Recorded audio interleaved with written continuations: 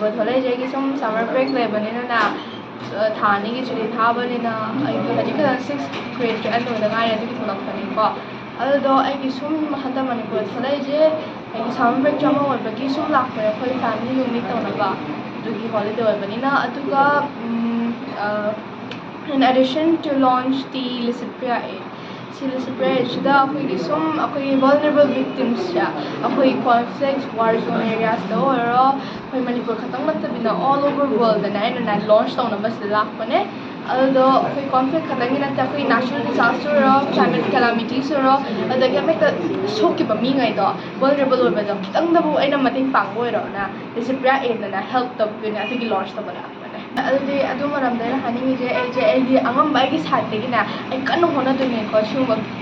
ꯊꯧꯗꯣꯛꯁꯦ ꯑꯃꯨꯛ ꯍꯦꯟꯅ ꯇꯧꯔꯛꯇꯅꯕ ꯑꯩꯁꯨ ꯑꯩꯒꯤ ꯒꯚꯔꯟꯃꯦꯟꯠꯇ ꯐꯖꯅ ꯄ꯭ꯔꯦꯁꯔ ꯄꯤꯔꯒꯅꯦ ꯑꯩꯁꯨ ꯃꯣꯏꯁꯦ ꯑꯦꯛꯁꯟꯗꯣ ꯂꯧꯅꯕ ꯁꯤꯒꯤ ꯃꯇꯥꯡꯗ ꯑꯩꯈꯣꯏꯒꯤ ꯏꯟꯗꯤꯌꯟ ꯒꯚꯔꯟꯃꯦꯟꯠ ꯑꯩꯈꯣꯏ ꯃꯅꯤꯄꯨꯔ ꯒꯚꯔꯟꯃꯦꯟꯠꯇꯅ ꯑꯊꯨꯕꯗ ASAPꯇ ꯑꯦꯛꯁꯟ ꯂꯧꯅꯕ ꯑꯩꯁꯨ ꯑꯩꯒꯤ ꯑꯉꯝꯕ ꯇꯧꯗꯣꯏꯅꯦ ꯍꯣꯠꯅꯗꯣꯏꯅꯦ ꯑꯩꯈꯣꯏ ꯁꯤ ꯈꯛꯇꯪ ꯊꯧꯗꯣꯛ ꯅꯠꯇꯕꯤꯗꯅ ꯑꯗꯣ ꯃꯌꯥꯝ ꯇꯧꯈꯤꯕ ꯈꯣꯠꯈꯤꯕ ꯑꯩꯈꯣꯏꯒꯤ ꯏꯃꯥ ꯂꯩꯕꯥꯛ ꯃꯅꯤꯄꯨꯔꯁꯤꯗ ꯑꯩꯅ ꯂꯣꯏ ꯑꯁꯦꯡꯕꯗ ꯑꯩꯅ ꯂꯣꯏꯒꯤ UNꯗ ꯑꯣꯏꯔꯣ ꯑꯆꯧꯕ ꯑꯗ conference all over the world ꯆꯠꯄꯁꯦ ꯑꯩꯅ ꯐꯣꯡꯗꯣꯛꯇꯣꯏꯅꯦ ꯑꯗꯨꯒꯤ ꯃꯌꯥꯝ ꯑꯝꯇ ꯋꯥꯎꯅꯨ ꯑꯩ ꯂꯩꯔꯤ ꯑꯩ ꯃꯌꯥꯝꯒꯤꯁꯨ ꯑꯗꯨꯝ ꯁꯞꯄꯣꯔꯠ